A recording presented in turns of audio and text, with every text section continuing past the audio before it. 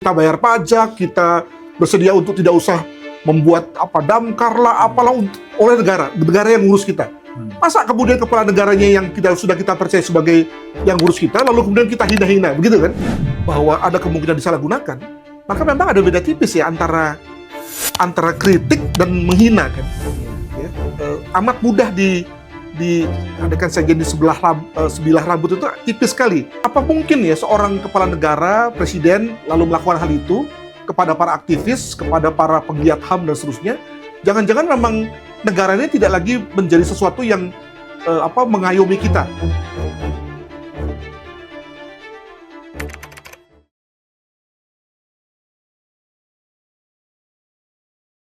Halo semua, apa kabar? Jumpa lagi bersama saya, Said Iskandar Shah, dalam kanal YouTube Alright di program Said.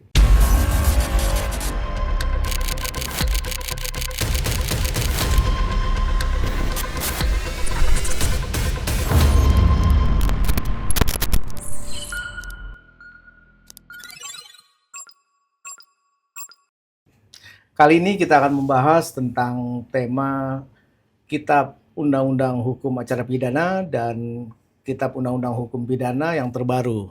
Bersama saya, Bang Adrianus Mailala. Halo. Apa kabar, Bang? Oh, baik. Terima kasih loh diundang. Siap, Bang.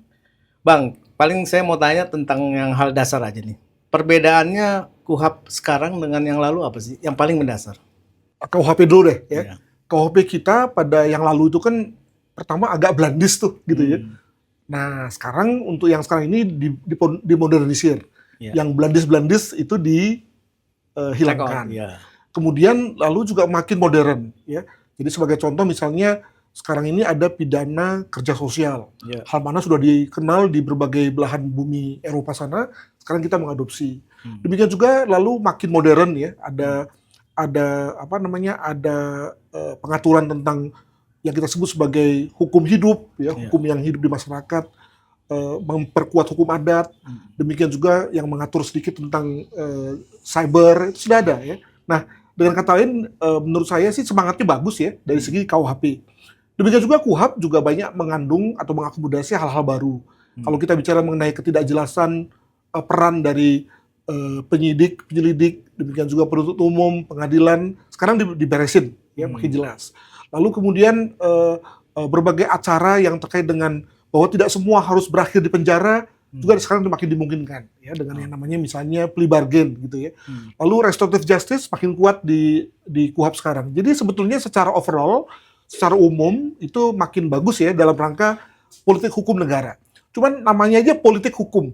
Kita bicara mengenai bahwa negara yang diwakili oleh para penyelenggara negara dewasa ini tentunya punya cara melihat dalam rangka bagaimana mengembangkan Indonesia berbasis pada hukum. Tentu apa yang mereka pikir baik, strategi yang mereka lakukan dalam rangka membuat hukum ini mungkin sekali ya beda dengan kita gitu ya. Makanya namanya politik kan, bukan sesuatu yang bersifat doktrin atau norma atau atau bahkan kaidah gitu ya, enggak, tapi politik hukum. Dengan kata lain, maka jika sekarang ini misalnya ada banyak teman yang merasa bahwa KUHP dan KUHP ini itu ada kekurangan, bahkan dianggap sebagai membuat Indonesia makin mundur, ya saya kira wajar aja. Karena tadi sesuatu yang dianggap baik oleh para penyelenggara sekarang itu kemudian tidak dilihat sebagaimana secara sama oleh teman-teman yang lain. Masalah perspektif ya. Begitu, karena begini, kita bicara mengenai ada cara pandang dan ada kepentingan juga gitu ya. Sebagai contoh begini ya Mas ya. Ada cukup banyak pasal tentang berbagai peraturan undang-undang baru ya, pasal-pasal baru yang dari awal itu mengundang kontroversi, ya. Tapi toh dijalankan juga. Jadi bayangkan kalau kita punya sesuatu yang lalu mengundang kontroversi, kan kita cenderung untuk ya udah jangan deh gitu ya. Contoh misalnya kita pakai pakaian sesuatu yang lalu banyak orang mengkritik, nggak cocok itu, kamu kan orangnya begini, jangan pakai yang begitu. Maka umumnya kita akan menggantinya. Kita ingin cenderung untuk conform ya, sesuaikan dengan harapan masyarakat atau harapan orang lain tentang kita. Ini nggak dipaksakan. Nah, bagaimana kita melihatnya? Tentu karena ada kepentingan tadi kan, atau juga ada perspektif yang dianggap sebagai benar. Nah, kalau begitu gimana? Ya, kita bicara mengenai kalau begitu, nanti pada saat pemilu ganti orangnya begitu ya, agar kemungkinan perspektif baru yang kemudian lalu dipakai yang berubah terkait dengan politik hukum tersebut, misalnya begitu. Bang, soal hukuman kerja sosial, menurut Abang bagaimana nih? Saya kira ini satu hal yang progresif ya. Mengapa? Karena tadi saya katakan bahwa ini sudah menjadi satu praktek umum di negara-negara demokrasi, Indonesia malah belum gitu ya. Yang kedua, kita juga bicara mengenai bahwa dengan adanya semua orang dibawa ke penjara, maka beban penjara, beban rutan lapas menjadi amat berat. Nah, kalau beban berat itu kan lalu ujung-ujungnya kan anggaran kan. Iya. Besar sekali anggaran kita terserap untuk membiayai mereka, padahal mereka idle, ya para warga binaan. Dan juga kita bicara mengenai dampak ya, bahwa setelah mereka di penjara, lalu malah bukannya tambah baik, malah tambah bermasalah gitu. Dan yang ketiga juga, kalau jangan lupa bahwa tidak semua kesalahan itu seyogianya memang diganjar dengan penjara. Ya contoh misalnya ketika kita ya misalnya entah meleng entah apa lalu nabrak orang meninggal. Ya kan, mana ada sih orang mau nabrak orang mati kan nggak mungkin ya. Pasti ada kelalaiannya. Nah, apakah lalu kemudian perlu dibawa ke penjara? Kan nggak perlu. Nah, dengan adanya kerja sosial ini, maka makin suitable ya, cocok dengan situasi orang. Apalagi ketika pada saat yang lain dikatakan dalam pasalnya bahwa itu tidak bisa dikenakan secara menyeluruh, hanya pada beberapa kondisi ya. Contoh misalnya terhadap yang diancam pidana 5 tahun di bawah, lalu kemudian juga diperkirakan bahwa hakim akan memberikan ganjaran sekitar 6 bulan, artinya memang ini pidana ringan ini, gitu ya. Lalu kemudian juga ada kaitannya dengan kompetensi, dengan kemampuan dari yang bersangkutan, lalu kemudian dikaitkan juga dengan masyarakat bisa menerima apa tidak, gitu ya. Jadi ada banyak sekali boundary yang lalu kemudian membuat kerja sosial tersebut tidak bisa dipakai atau diterapkan pada semua situasi. Gitu. Oke. Bang, dalam perspektif kriminologi, apakah perubahan KUHP ini berbasis pada data kejahatan atau lebih pada kepentingan politik dan moral? Dua-duanya sih, gitu ya. Kalau kita bicara mengenai data kejahatannya, maka contoh misalnya pada konteks KUHP misalnya, ada konteks bagaimana negara itu menyentuh korporasi. Mengapa begitu? Karena memang secara data juga, ketika ada kejahatan korporasi, negara sering bingung. Ini yang saya urus badan hukumnya atau orangnya, gitu ya. Bukankah badan hukum ini dikendalikan oleh orang? Tapi ketika kemudian saya mau menyentuh orang, artinya para board of director-nya, ternyata undang-undangnya mengatakan bahwa yang saya sentuh adalah badan hukumnya, gitu ya. Nah, sekarang dibuat clear. Jadi dengan kata lain memang ada unsur datanya juga. Tapi juga ada unsur politiknya juga. Tadi saya katakan bahwa contoh misalnya soal penghinaan terhadap presiden. Ini sesuatu yang sudah dicabut, dimunculkan lagi. Nampaknya memang karena ada semacam kepentingan yang bersifat, mungkin bukan bersifat politik pragmatis ya, tapi bahwa memang negara itu harus berada pada posisi noble, dimuliakan lah gitu ya. Ditempatkan lebih tinggi daripada yang lain gitu ya. Ya ada benarnya, karena kalau kita bicara mengenai teori Montesquieu kan dia sesuatu yang kita konsensuskan sebagai yang terbaik ya.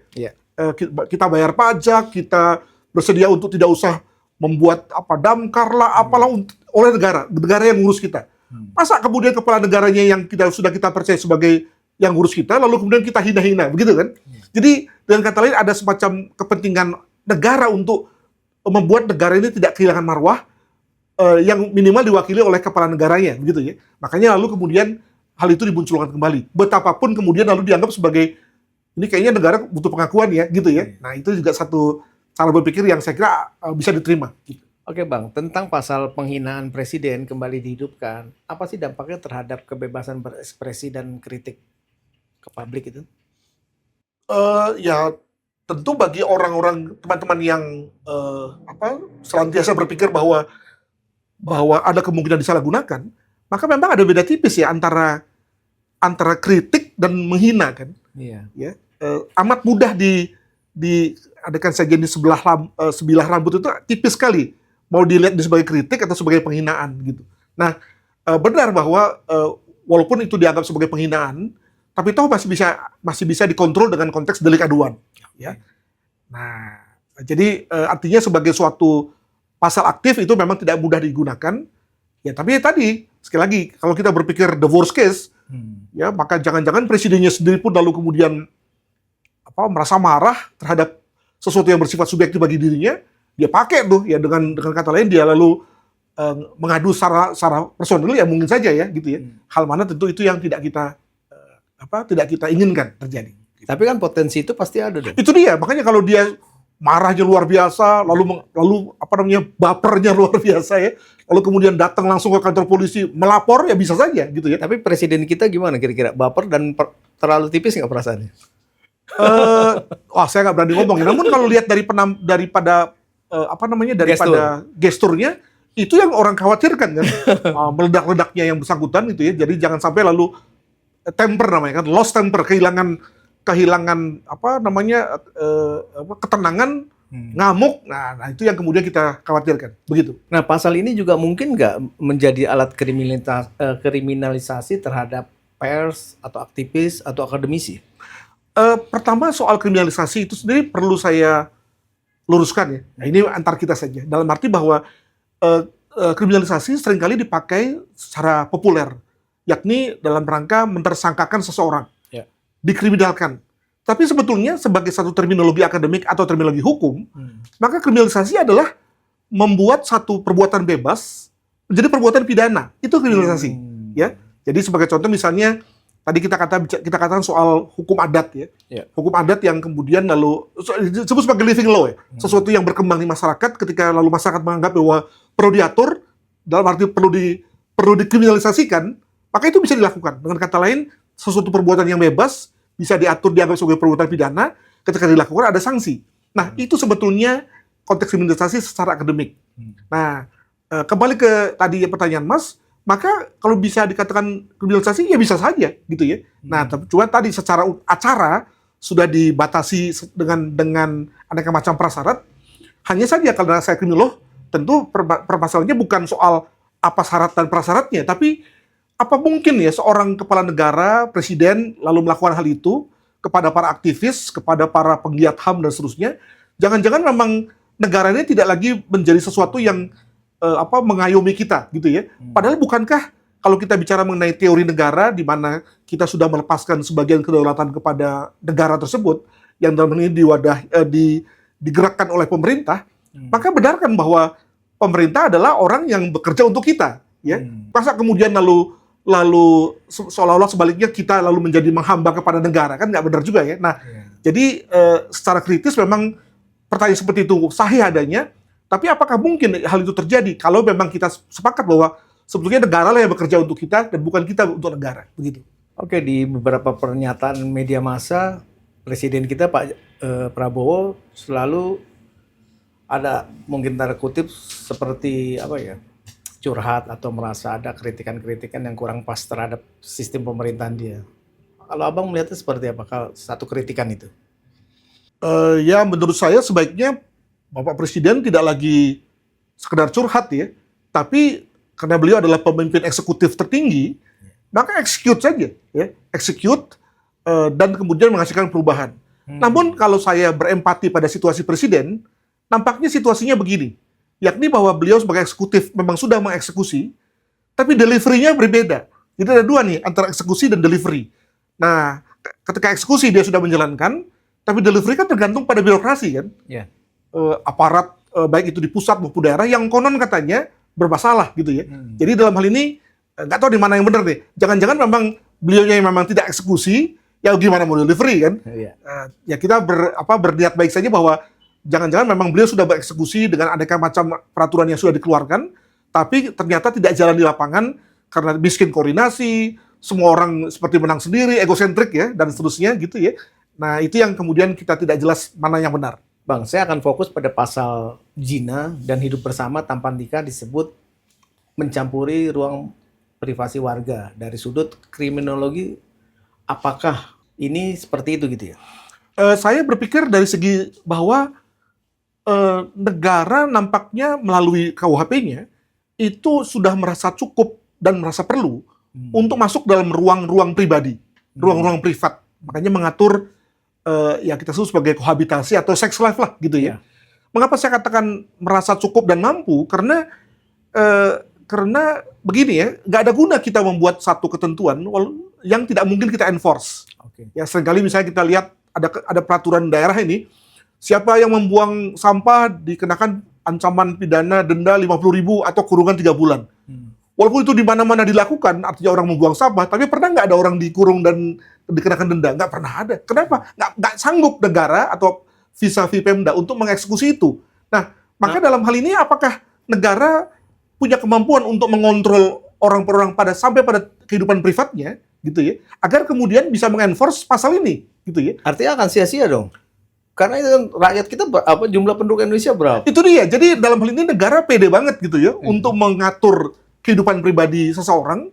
Pada saat yang lain tidak punya kemampuan untuk itu, gitu ya. Nah, tapi mungkin dari segi prasangka baiknya adalah bahwa ini kan KUHP yang akan dipersiapkan untuk 50 tahun ke depan.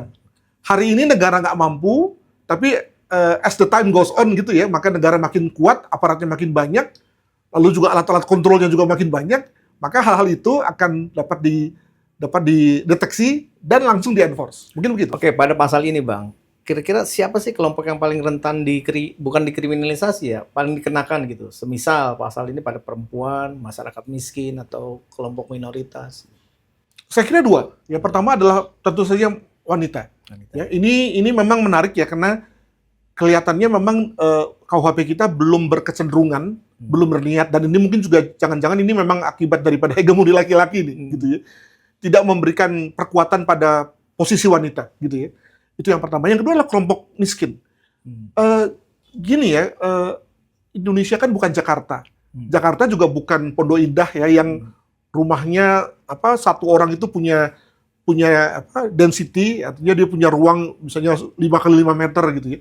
Seringkali kita temui keadaan di mana satu rumah itu rumah petak ya, di situ lalu kemudian bapak ibu, bahkan mungkin juga ada keluarga batihnya ya, atau keluarga luasnya, ada kakek neneknya lah, paman, campur-campur gitu ya, yang lalu amat mudah untuk kemudian kita geser sedikit menjadi semacam kohabitasi kan gitu ya. Contoh misalnya lah pada satu situasi yang lain, rumah terlalu sempit, tidak ada pembatas, anak melihat ayah ibunya berhubungan seksual, ya kan? Gampang sekali kemudian hal-hal yang dikatakan sebagai zina itu lalu kemudian terjadi dalam situasi miskin tadi, gitu ya. Nah, ini bisa dilihat nggak oleh KUHP kita, gitu ya. Kalau dalam hal ini para polisi, jaksa dan juga hakimnya cukup sensitif, mungkin sekali dia berangkat juga dari kehidupan yang juga susah pada masa mudanya, mungkin dia sensitif. Tapi bagi para polisi, jaksa, hakim yang dari awal ya sudah middle class ya, sudah terbiasa dengan kehidupan mapan, mungkin hanya melihat itu sebagai penyimpangan dan pidana. Bang, kalau dari KUHP, tentu Abang sudah baca secara menyeluruh, kira-kira yang paling berpotensi menjadi pasal karet, pasal mana aja sih? Saya kira soal unjuk rasa ya, itu juga berpotensi itu. Membuat lalu kemudian, interpretasi menjadi berganda, lalu kemudian tadi kalau pakai istilah kriminalisasi gitu ya, akan terjadi. Betapapun harus juga diakui ya, pada semua bab dan pasal dari KUHP kita, itu ada pembatasnya, ada filternya, ada screeningnya, yang mengatakan bahwa di satu pihak negara mendapatkan satu power baru untuk mengontrol kita, tapi juga di pihak lain ada boundary-nya, ada batasnya. Nah, ini memang menurut saya juga ini betul-betul kerjaan legal drafter ya, sehingga lalu kemudian ada situasi yang seimbang. Nah, tentu tergantung kita bacanya nih ya. Kalau kita adalah orang-orang yang kritis atau merasa bahwa ini bakal menjerat kita, maka tentu yang kita baca adalah pasal tentang powernya gitu ya. Sementara teman-teman yang berada pada level pelaksana atau praktisi hukum akan berpikir dari sisi, toh itu hanya misalnya tadi kembali pada konteks presiden tadi ya, toh itu delik aduan. Lalu pada konteks unjuk rasa juga itu sepanjang diberitahukan nggak apa-apa. Nah, kalau tidak diberitahukan itu lalu jadi masalah. Seperti itu kan. Jadi ada screeningnya lah gitu. Kalau bagi aparat penegak hukum, kira-kira multi tafsir dari pasal ini berpotensi resiko tinggi nggak untuk mereka gunakan untuk kriminalisasi? Jadi sebagaimana yang selalu dikhawatirkan oleh kita semua terhadap hukum adalah budaya hukumnya. Ya. Jadi kita tidak terlalu bermasalah dari sisi kelembagaannya maupun juga infrastruktur hukumnya atau regulasinya, karena umumnya udah clear, jelas dari segi regulasi. Demikian juga kelembagaan hukum juga jelas ya, tahu tupoksinya, lalu juga kita bicara mengenai KPI-nya, demikian juga anggarannya juga cukup jelas. Nah, tapi di soal budaya ini seringkali tadi A jadi B, B jadi C, pat belipat terjadi, hengki-pengki terjadi. Ini yang sebetulnya orang khawatirkan dari semua ketentuan, khususnya KUHP dan khususnya KUHP dan KUHP. Betul bahwa ini baru undang-undang ya, akan diteruskan dengan sekian banyak PP, Perpres, demikian juga Kepmen dan seterusnya. Nah, lalu semangatnya akan makin memperjelas ini menjadi semakin spesifik, atau justru makin memperjelas dari sisi ketidakpastiannya, kan gitu ya. Pun demikian, yang juga lalu orang selalu curiga dengan aparat hukum kita adalah betapapun sudah sampai jelas pada tingkat teknis sekalipun, kalau kemudian sudah ada kepentingan politik, pesanan politik, maka biasanya A jadi B tuh gitu ya. Nah, ini kan soal budaya kan. Sejauh mana kita semua kembali pada hakikat bahwa hukum itu memang kejam adanya, ya, dan tidak pernah mendua. Ya, sekali salah ya salah gitu ya. Nggak ada salah tapi atau salah kalau gitu ya. Hal mana itu tidak bisa diterima, begitu. Abang kan sering bersentuhan atau berkomunikasi dengan pihak aparat. Melihat budaya aparat hukum kita bagaimana ini? Secara umum dan secara khusus. Itu dia, harusnya aparat kita tidak memiliki budaya yang memberikan toleransi pada penyimpangan tadi, atau pada multi interpretasi tadi, atau pada, kalaupun interpretasinya sudah jelas, pada tidak digunakannya atau tidak digubrisnya penyimpangan tersebut gitu. Tapi ternyata ada saja gitu ya. Saya hanya punya kacamata optimisme begini. Kalau dulu 10, sekarang tinggal 2 gitu ya. Tinggal 2, tinggal 3. Tapi kan masih ada gitu ya. Nah, bagi orang yang optimis berpikir bahwa ya bandingkan dari dulu 10 sekarang 2 gitu ya. Tapi tentu bagi orang yang pesimis, jangan-jangan dari hari ini 2 bisa jadi 10 lagi gitu ya. Nah, jadi saya kira kita memang berada pada posisi transisi betul. Apakah kita akan makin baik ya lewat 2 undang-undang dasar ini dasar ya, bukan undang-undang dasar tapi undang-undang yang dasar ini ya, atau makin buruk gitu ya. Moga-moga kita berada pada arah yang positif. Bang, tentang penyalahgunaan penahanan dan penyadapan dalam KUHP baru secara kriminolog, Abang melihat seperti apa? Rasanya itu tidak mungkin lagi. Kenapa? Karena sudah dikunci oleh perintah pengadilan. Nah, kecuali kalau, nah ini dia nih, bahwa ada semacam dalam tanda kutip konspirasi antara polisi, jaksa dan hakim dalam rangka penyadapan tersebut gitu ya. Wah, kayaknya nggak mungkin ya. Ini juga kembali kita harus bilang bahwa ya mungkin saja. Kenapa? Karena kalau sudah namanya politik main, maka tentu lalu semua aparat akan bekerja untuk mensukseskan itu gitu ya. Maka moga-moga politik yang terjadi kemudian adalah politik negara, bukan politik partisan ya, dalam rangka untuk mendorong satu hal. Itu yang pertama. Yang kedua adalah jangan lupa juga bahwa sebetulnya pada tingkat informal, maka penyadapan sudah berlangsung sebetulnya. Sudah berlangsung tanpa harus melalui proses lapor ke hakim dan seterusnya. Itu yang kita sebut sebagai penyadapan yang non hukum. Itu biasanya dilakukan oleh kegiatan intel gitu ya. Nah, perhatikan bahwa undang-undang kita tidak memberi ruang bagi kegiatan intel loh gitu ya. Ya, kita mau bilang bahwa itu udah ada undang-undangnya. Tapi apakah undang-undang intelijen cukup juga mengatur itu? Jangan-jangan lalu undang-undang intelijen tidak mengatur, KUHP dan KUHP tidak mengatur, maka dia lalu menjadi ruang kosong nih, ya, lawless nih, yang lalu kemudian bisa menembak kemana-mana tuh. Kita sebagai masyarakat sipil kemudian lalu bisa disadap gitu ya. Hal mana kemudian kita tidak bisa memperjuangkan bahwa itu adalah sebagai hal yang salah. Nah, itu hati-hati. Sementara itu kan data pribadi ya. Semisal dalam penyadapan khusus gitu. Betul sekali. Kalau untuk data pribadi memang sudah disebutkan bahwa kalau data kita kecurian. Tapi siapa yang mencuri ini? Itu kan selalu harus kita harapkan lebih ditohok gitu. Bahwa dia bisa saja adalah individu-individu atau entitas hukum, tapi bisa juga negara kan. Nah, di sini saya tidak melihat bahwa negara bersedia untuk mengatakan bahwa saya bisa juga jadi pelaku loh gitu ya. Hal mana kemudian saya perlu dikontrol. Nah, itu yang menurut saya juga setuju pada beberapa pendapat bahwa undang-undang kita ini selalu cenderung mengatakan bahwa negara itu suci. Ya. Yang salah itu adalah entitas. Baik itu entitas individual, atau kelompok, komunitas, badan usaha, dan seterusnya. Sementara negara sendiri bersih. Padahal dalam berbagai kenyataan memperlihatkan bahwa negara juga bisa salah. Nah, ini dia nih. Bang, ada pasal menarik nih tentang santet, Bang. Tentang pasal santet. Jadi KUHP baru mengatur tindak pidana terkait klaim kekuatan gaib santet, terutama jika seorang mengaku memiliki kekuatan gaib dan menimbulkan kerugian, keresahan, atau dipakai untuk melakukan penipuan. Bagaimana perspektif dari kriminolog ini? Nah ini dia nih, yang menarik adalah mengapa hal ini perlu diangkat dalam satu undang-undang yang dasar seperti ini, padahal prevalensinya, artinya jumlahnya itu amat sedikit dewasa ini, apalagi ketika kita semakin menjadi masyarakat yang yang rasional gitu ya, yang akademik, yang semuanya berbasis pada fakta. Sementara di pihak lain ada kejahatan-kejahatan lain yang menurut saya kurang diatur tuh, ya. Tadi yang kita sebut sebagai kejahatan oleh kekuatan besar seperti negara atau elemennya, itu kan nggak pernah disebut di sini, gitu ya. Ini kan namanya politik tadi kan, cenderung untuk menganggap ini sebagai penting, padahal bentuk kita nggak penting, gitu ya. Sementara hal yang menurut kita penting malah dianggap sebagai nggak penting dan bahkan nggak diatur, begitu ya. Sampai situ aja jawaban saya, karena ya begitu kemudian regulator menganggap ini sebagai penting dan disebutkan dalam undang-undang, ya kita tinggal baca aja apakah hal ini bisa di-endorse apa tidak nih sebagai tapi kadang di dalam kepercayaan masyarakat kita, masalah klinik, masalah santet itu kan cukup juga menonjol gitu loh.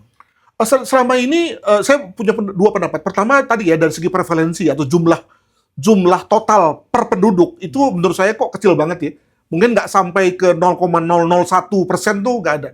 Dan apakah untuk sesuatu yang amat kecil itu kemudian lalu harus disebutkan dalam undang-undang seperti ini? Itu menurut saya rasanya boros tuh, gitu boros, ya. Yang kedua, kalaupun ada hal-hal yang terkait dengan santet, klinik dan seterusnya, maka biasanya kemudian dipakai tidak pidana umum. Yang dicari adalah misalnya disentuh konteks penipuannya, konteks perbuatan tidak menyenangkannya, atau konteks pencemaran nama baiknya. Jadi bukan santetnya, tapi karena itu kan nggak bisa dibuktikan ya, gitu ya. Tapi bahwa kemudian ada penipuan, ya, saya menjanjikan Mas kaya, gitu ya, ternyata tidak, gitu kan. Nah itu yang kemudian lalu menjadi objek pidananya. Dan selama ini berjalan kok, gitu ya. Jadi saya tidak melihat ada satu kebutuhan hukum. Urgensinya enggak? Urgensinya. Gitu. Tapi masuk loh di sini. Nah itulah politik hukum, gitu ya. Bang, oke. Terus bagaimana dengan aturan turunan dari KUHP dan KUHAP yang belum terbit? Sementara ini kan undang-undang telah diberlakukan 2 Januari. Apa yang mesti dilakukan pemerintah untuk menambal kekosongan dari turunan dari ini? Jadi untuk kita juga sama-sama mengetahui kan ada undang-undang yang ketiga ya. Undang-undang tentang yang pada dasarnya bicara soal mengatur transisi soal hukuman. Ya. Nah itu adalah undang-undang ketiga yang juga diberlakukan seiring dengan undang-undang KUHAP ini.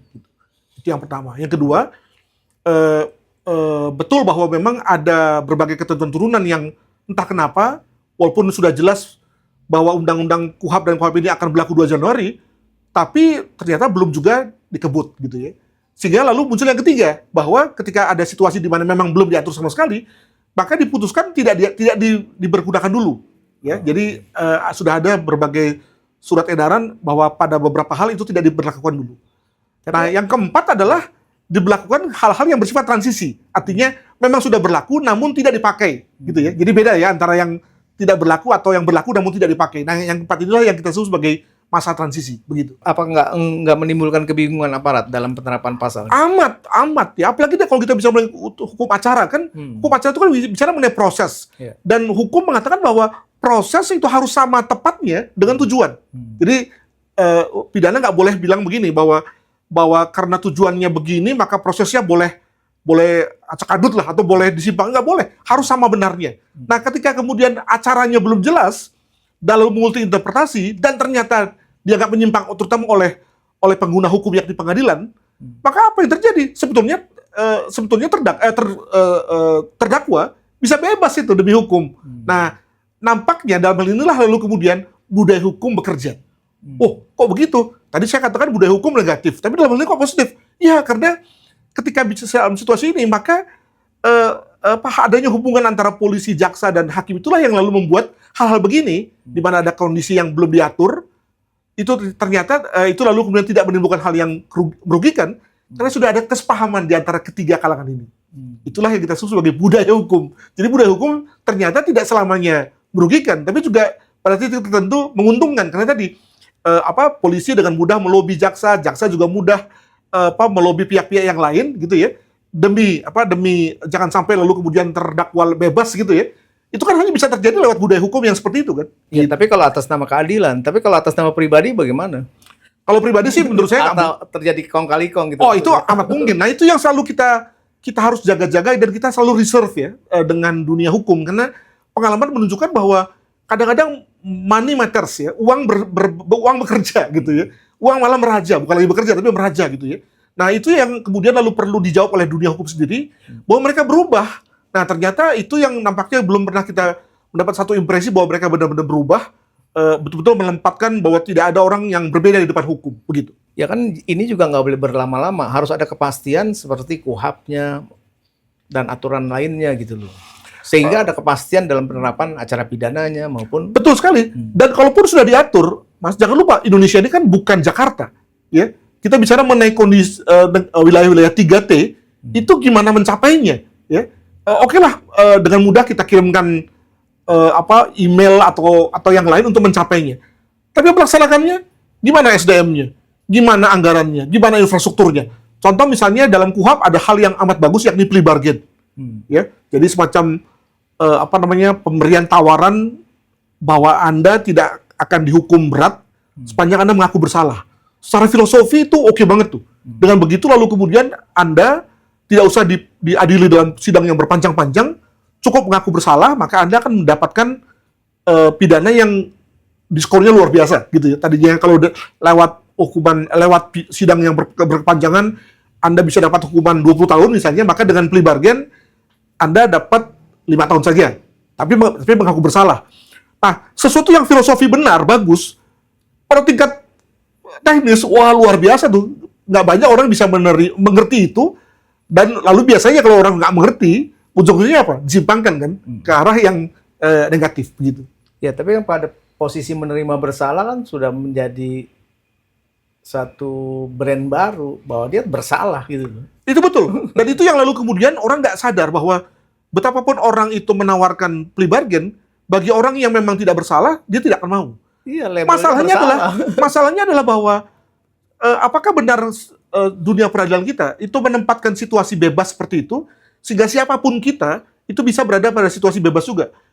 Ya nggak banyak Mas orang-orang yang seterdidik kita, punya broaden knowledge, punya relasi dan seterusnya yang lalu membuat kita tidak merasa gemetar masuk kantor polisi. Tapi kan yang terjadi adalah semakin besar masalah kita itu jangankan diadili, begitu masuk kantor polisi aja udah gemeter dia kan. Disuruh apapun oleh polisi misalnya, ya aja dia. Nah, terhadap situasi seperti itu, apakah cocok tuh pendekatan plea bargain yang memang mengasumsikan Mas, ini benar banget nih, kedewasaan, otonomi, objektivitas dari seorang yang disangka oleh polisi, gitu. Oke, tentang KUHP dan KUHP baru ini, kira-kira saran atau himbauan Abang pada pengguna Penggunanya siapa nih maksudnya? ya aparat, kemudian jaksa, hakim, seperti apa kira-kira? Menurut saya memang harus segera muncul satu kesepakatan bersama dari para aparat hukum ya, polisi, jaksa, lalu kemudian hakim, pengadilan dan juga lapas ya, untuk memberlakukan masa transisi. Dengan kata lain, ini memang sudah berlaku, tapi untuk beberapa hal itu ditunda dulu, dalam arti tidak dipakai. Kenapa? Karena kalau dibilang tidak dipakai nggak boleh, ya kan?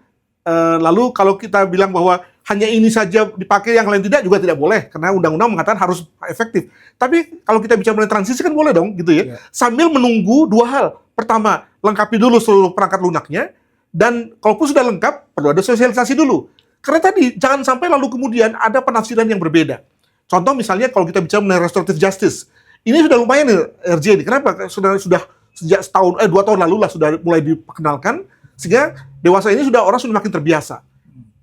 Itu pun juga sebetulnya masih banyak compang-camping ya. Kenapa? Karena pada praktek 2 tahun lalu itu kan RJ di kepolisian beda dengan RJ di kejaksaan, beda dengan RJ di pengadilan. Sekarang sama semua nih. Nah, tentu artinya perlu ada semacam sosialisasi baru kan untuk itu. Tapi minimal sudah lumayan. Tapi kalau kita bicara mengenai kerja sosial tadi, plea bargain, wah itu sesuatu yang amat baru bagi para aparat hukum di Indonesia.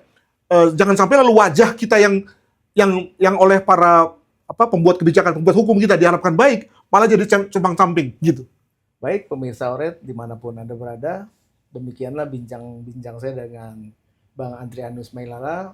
seputar tentang Kitab Undang-Undang Hukum Acara Pidana dan Kitab Undang-Undang Hukum Pidana. Semoga ini bermanfaat bagi pemirsa yang ingin berkomentar di kolom ini, silahkan.